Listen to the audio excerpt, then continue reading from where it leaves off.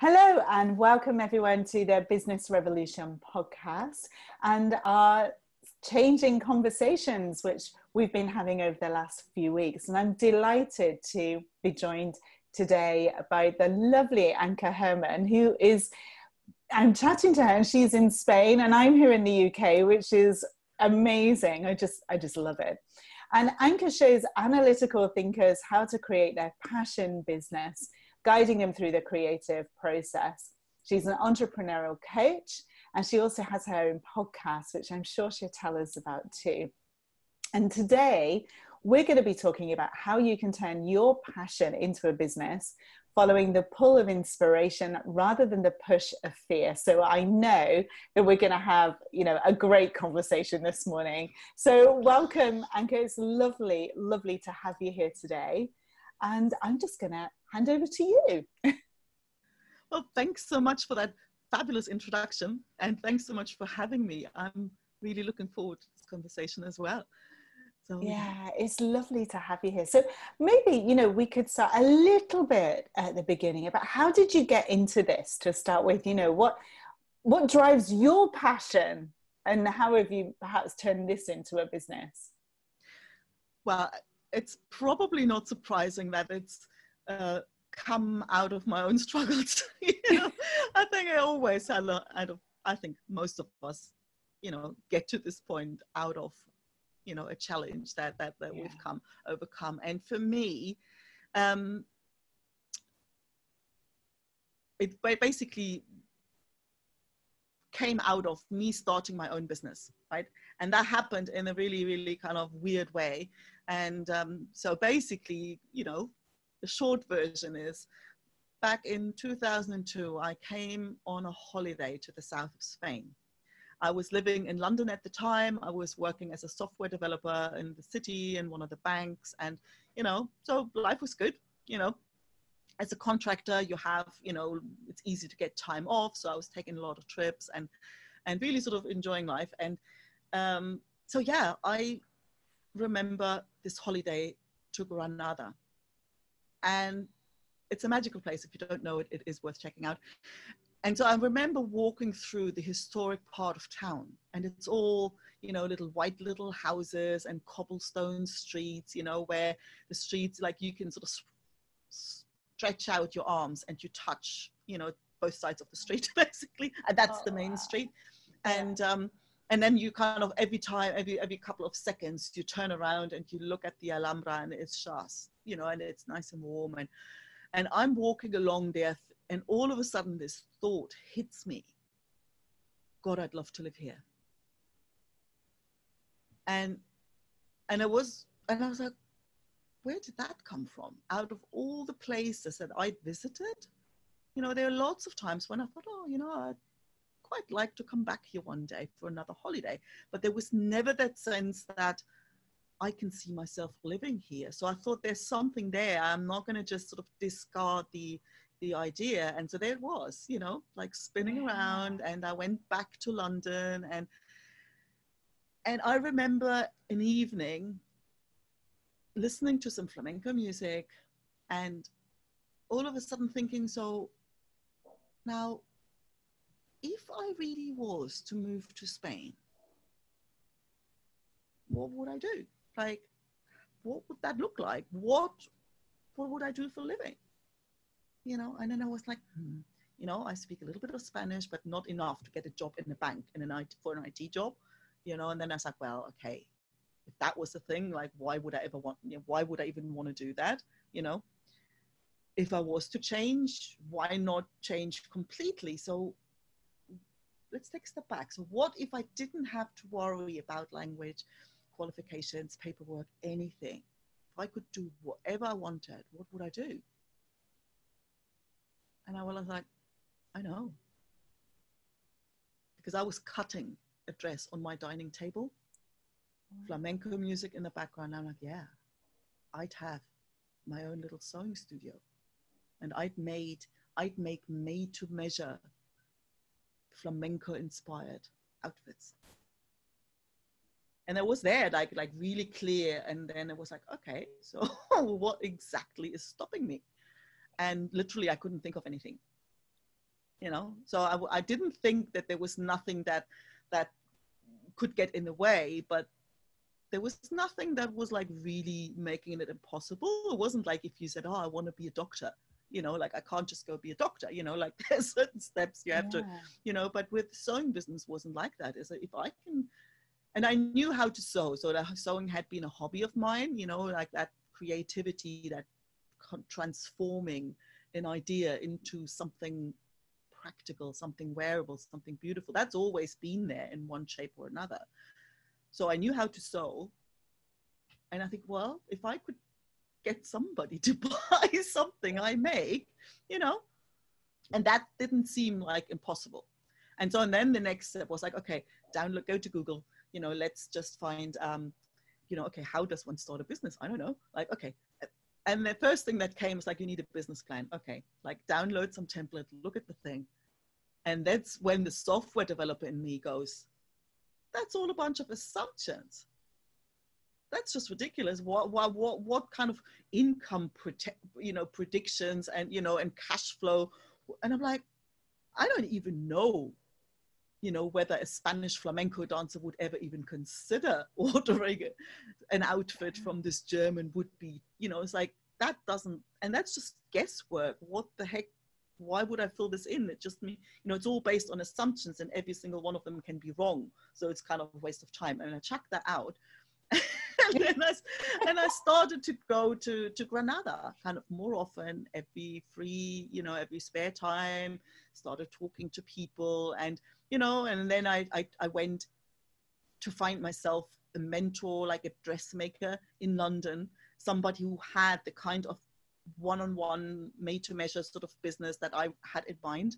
And I took classes with her to, you know, to learn the bits that, you know, to basically know what I don't know and to, you know, learn what I needed to learn. And so, and I did that for a couple of years. And then there was the moment where I think, you know what, the only way to find out whether this has legs to stand on or whether that's just a bullshit idea is to actually go there and do it, you know. And I thought I'd rather, I want to know, you know. For me, like there's always this like, what, you just quit your job. And I'm like, no, I for me, having this idea there and having that, and there we already are, pull of inspiration, and not follow it and always wonder, like spend your life wondering what living in Spain would have been like.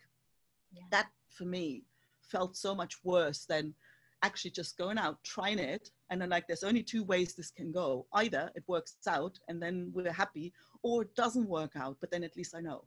And I've got it out of my system, you know, and I did. So, and I went there and yeah, okay. Well, in hindsight, it was like, oh yeah, you just kind of sold some skirts. No, it took about a year, you know, before I could convince somebody to buy something, and lots of hustle, lots of, you know, and, but then it sort of slowly started to pick up. And the challenge that actually got me to the edge of burnout and almost like ready to, you know, throw it all, didn't come from where I expected it, because there was always the sense of, will I find enough people who trust me enough to buy something I made, you know, but that didn't turn out to be a problem at all. The problem came from people basically asking for what I want and what they wanted, and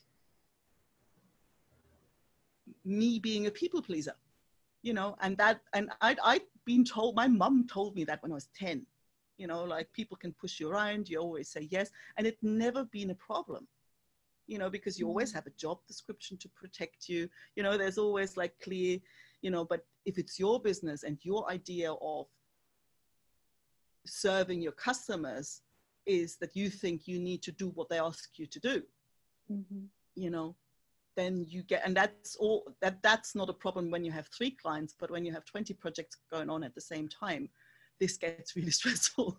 And it really, like, I kind of slowly, as things picked up and more, I had more and more work, the sense of pressure built up, really to this breaking point, you know, that I thought, well, you know, I just can't take this anymore. you know, one more pushy bitch client and I'm going to explode, you know. And I did get to that like nose in the dirt, you know, total burnout sort of place. And that's where, you know, always in hindsight, it's a gift, you know.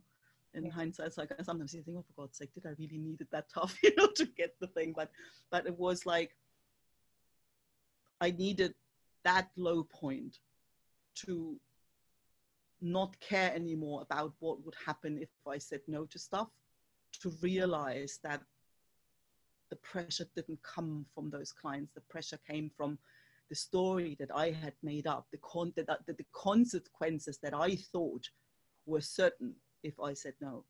Yeah. You know, and out of that, like, it was this one huge insight that I thought, oh God, you know, like, this is so much more about my own personal development than it is about business strategies or any of that, you know. And to see how with one insight you can actually turn the whole thing around, that I started to like, oh, if I can help one other soul, you know. Get pushed. Oh, yeah. And that's where really the urge came to figure out how to be able to help other people. Yeah.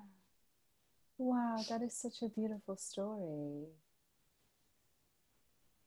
Yeah. That wasn't the plan. No, I know, but sometimes we do, because I think there's just so much emotion in our own story, isn't there? And that's often kind of where it comes from. So, I mean, they were major insights for you in your business.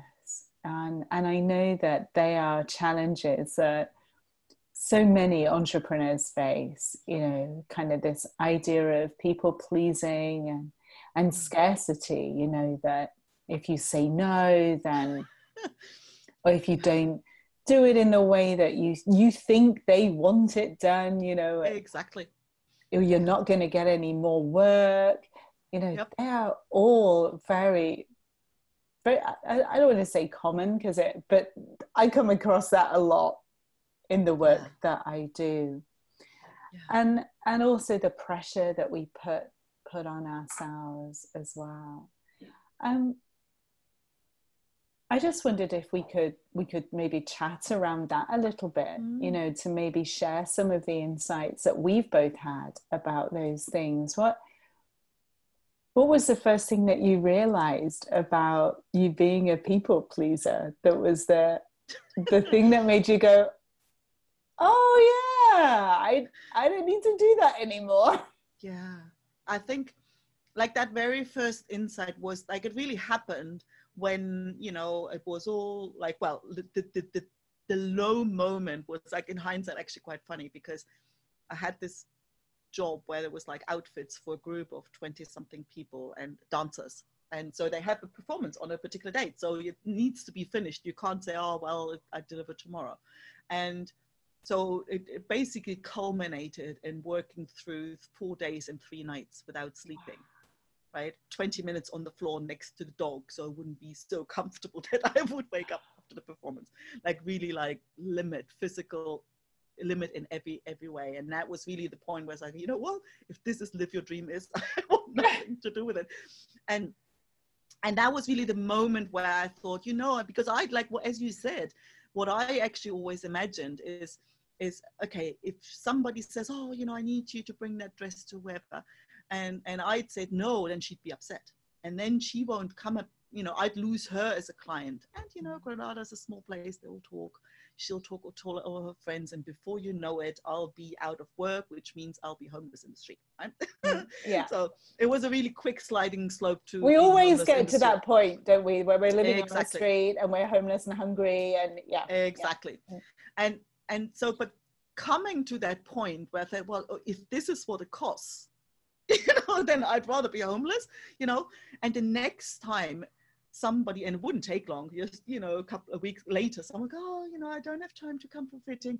I need you to bring, you know, wouldn't like, can you? It was like, I need you to bring bring the outfit to wherever. And I said, oh, sorry, sweetheart, can't do that.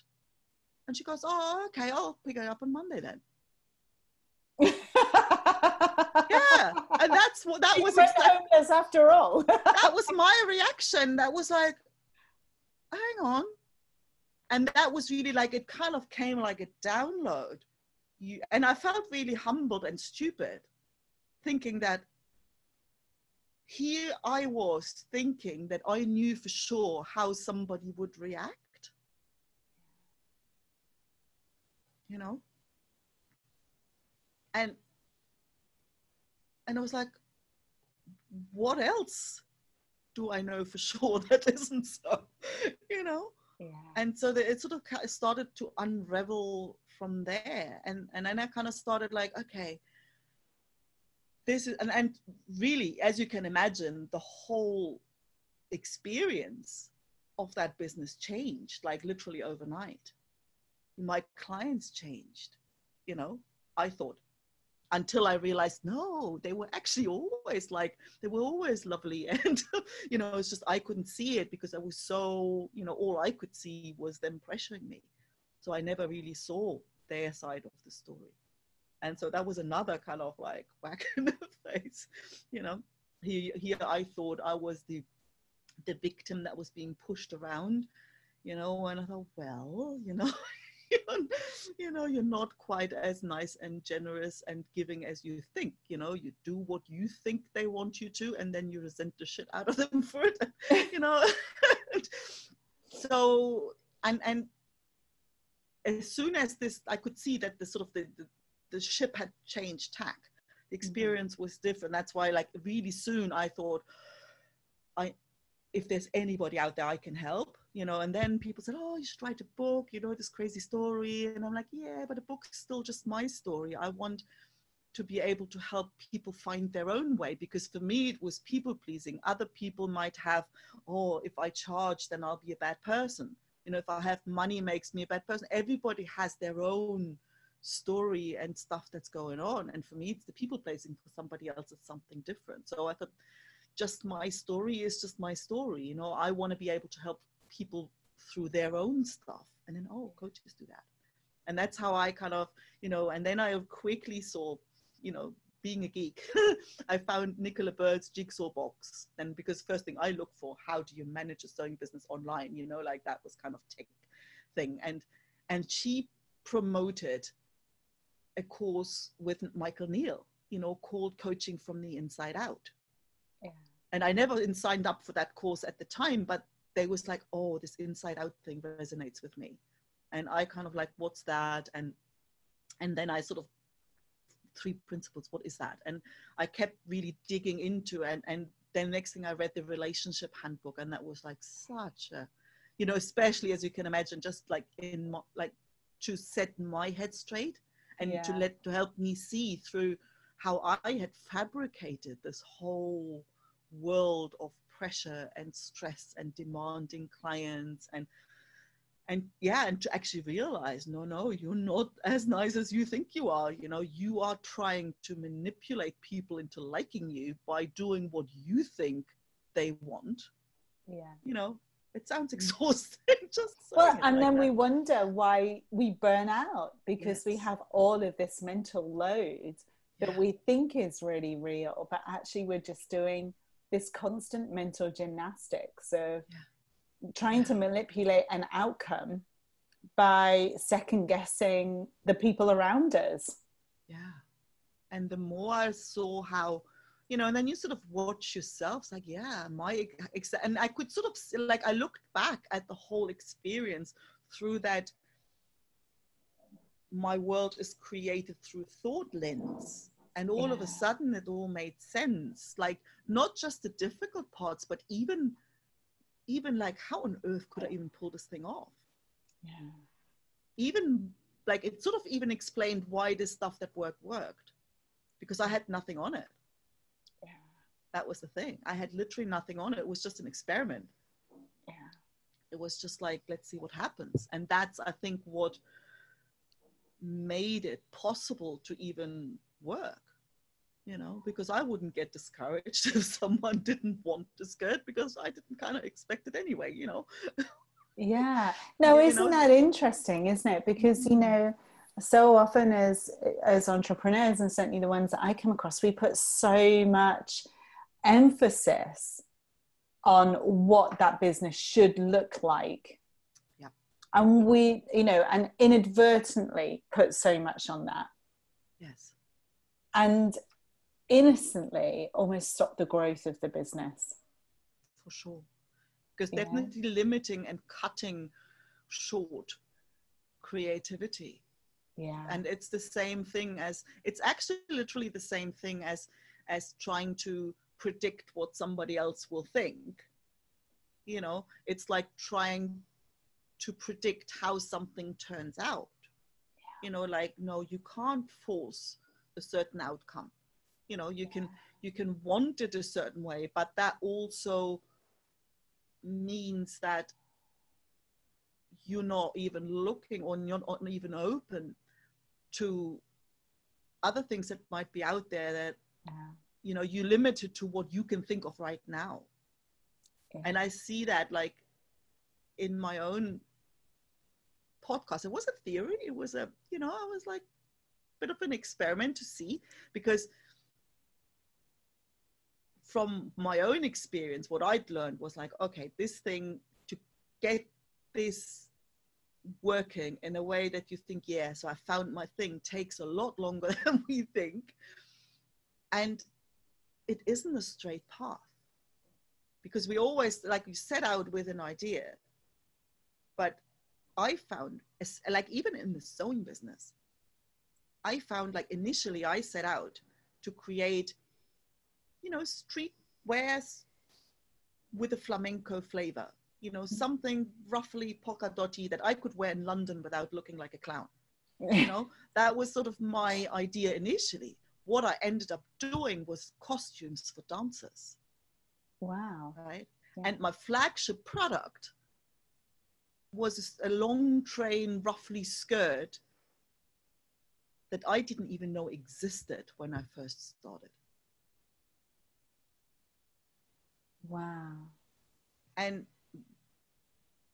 when I started my podcast, I really wanted to illustrate through the stories of other ordinary, normal people who started to turn their passion into a business, that I'm not the only one who turned out a bit surprised that actually this takes longer and it isn't a straight path. It isn't like I have this idea and this is what I'm going to bring into the world, that this thing's going to evolve and starting to take shape as I start walking.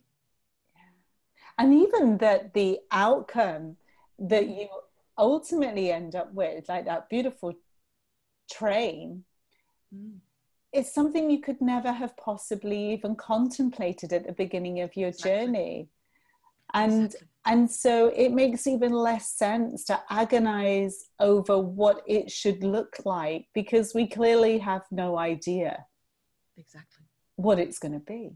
And that's why that's the conclusion, that when I'm in the only thing I can do, and that's where all the fun is, where it's when I feel drawn to do something, when it sort of comes from, you know, we're back to the from the inside. I was like, oh God, I really like, you know, go do it. Yeah. Without, because you can't once it's out, let go of it, because you can't force the outcome, and you can't even often trace the impact something has. You know, just if it wants to come through, let it out. Yeah. Like it's you just sort of the conduit. You have been given the gift of an idea, you know, and then you bring it out, and without being attached to a particular outcome. Yeah. And that's following the pull of inspiration, you know, versus trying to control it all, trying, you know, and try and work out all the details, and, you know, that sense of thinking you need to know stuff and control stuff in order to feel a sense of safety or security or whatever. Yeah. And that's really that fear, isn't it? Mm. That sense that we're not going to be okay. Yeah. Because, exactly. you know, we, I suppose in many ways we're almost conditioned that if our outside is controllable and we have an idea of what that looks like, then we're going to be okay. Absolutely. And when we start to see that actually we're okay, full stop. Yeah. Exactly. And we've always been okay, irrespective of what chaos might be ensuing around us. Yeah. We have no need to even start to create an idea of what that outcome might look like. Yeah, because it also it closes us off to all these other wonderful possibilities that are, you know, it's like, I can't remember who talked about that, but it's like, if you know, imagine yourself in this huge warehouse and the lights aren't working, so it's all black, it's all pitch dark, and all you have is a little flashlight, you know, and you point it at something and that's what you can see. And you so easily forget that, well, you can point the flashlight elsewhere, or if you do turn on the light, there's so much more to see that you can't see when you're really focused and sort of, oh, I want that particular goal. Yeah, absolutely. Absolutely. I think that is such an important insight to have when we're running our own business. And the other thing that really made a huge difference, like all the difference, I've always had this thing, like, you know, changed careers a million times, and there was also the sense, why can't I ever find my thing? You know, why do I always get bored with stuff and have to do something new? Until I realized, no, I'm actually always doing, I've always ever done the same thing, bringing an idea to life. Yeah. Different ideas, sometimes different ways, but it's always that process of creation that gets me going, you know. And it's like starting off as a translator, developing software. It's exactly, I always thought developing software, making dress, almost the same thing, you know. And and yeah, and coaching fits in there as well. And it goes just that step further. It does it in the sense that it helps other people bring their ideas to life. And there is this, you know, when you look at, when I Googled, you know, how to start my own business, right? And all the stuff that comes at you is follow my proven success formula. And people love following proven success formulas, again, because it gives them that illusion of security, predictability, you know, that I think as humans we just crave. But that just never, like, it just doesn't make sense. And I've, like, it sort of hardly ever works, you know. And when I'm thinking about it, it's actually, again, the same process. Like, building a business is the same as, like, that's going to sound really funny taken out of context. Building a business is exactly the same as making a dress or writing a piece of software. It's that creative process where you have an idea initially. You know, obviously you have to have some idea to even get started. And then you start exploring stuff. Well, what's there, what's here, what's there. And you're in that phase of where people beat themselves up about, oh, shiny object syndrome, as if that's inherently is something bad. No, you need to explore and see what's out there for your solution to even shape and be able to emerge, you know. And then there's this, like, okay, and then you sort of getting, oh, actually this is how I could do it. And then it becomes clear. Then there's the point where saying, okay, the painting's nice enough, now I need to cut off and actually do, you know. And then you do stuff, and then you come back and suddenly stop, like, okay, what have I got? Do I like what I've got? Because I created it based on certain assumptions. Are they right? Or maybe they weren't right. What else is there? What else have I learned since? And then you start adjusting and you keep iterating through that process. Yeah. And so you go one, and it's a spiral more than a straight line. And I find when you know that, then you don't beat yourself up when you're in that exploration phase, or when you've looked at what you've done and you think, that isn't really what I had in mind. Then you think, well, okay, that's just the normal revision, test, adjust. It's a normal phase of the process. And now you're ready for the next iteration. And when you sort of realize that you're actually going through those natural phases, and that's just part of the process of creation, and that's something to enjoy and not to be cut short or skipped or anything, you know, then a lot of that unhelpful thinking drops away by itself. Yeah. It's, for me, what came to me when you were talking, it is really allowing that idea that business is constant to just pass by, that business looks this way and it will look this way forever, or there are certain fixed stages, and if your business doesn't look like that, then you're not doing it right. And what occurred to me is like, and I've used this before, this analogy, you know, for me, business is almost like raising a child. Absolutely. You know, there is no handbook. There is no one way, you know. My kids never followed any of the rules, you know, and I just thought I'd cracked it. And I thought, yeah, I've worked out their sleep schedule or whatever, and they go and change it. You know, it was like, I always thought I was one step ahead, but no, I was always about 4 steps behind, you know, and that was the joy of parenting, was to really kind of just fall out of that and think, right, okay, all I can do is have this moment and respond in whatever way I feel is right in this moment. There is no right way. That's the thing. Yeah. I always like to compare it to and it applies to business, and now that I listen to you, it applies to parenting and applies to life in general. It's like climbing a mountain that hasn't been climbed before. Yeah. Climbing a summit that has not been climbed before. It doesn't mean like I'm very analytical, you know, like, yeah, I'm a software geek. Like I love structure and I can see patterns, and that's, you know, like I'm not saying, oh, just like drift away and let the universe. No, you know, it's like, of course you will need to learn stuff, you know, but it's like, if you imagine you climb a summit, like you do a first climb of a new summit. Yes, of course you're going to prepare. Of course you're going to learn from other people who've climbed other summits before.